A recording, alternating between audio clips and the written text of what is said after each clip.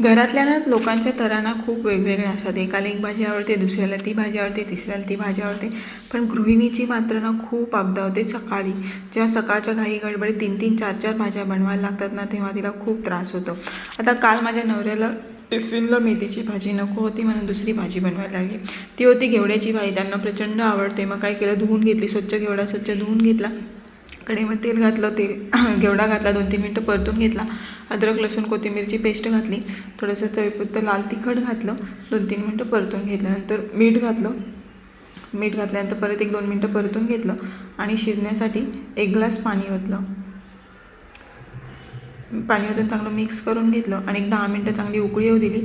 चांगली शेंग शिजली की त्याच्यामध्ये शेंगदाण्याचं कूट घातलं. 1-2-3 मिनटं परत शिजवून घेतलं. तयार झाली घेवड्याची भाजी. टिफिनसाठी खूप झटपट तयार झाली होती. मिस्टरांना खूप आवडली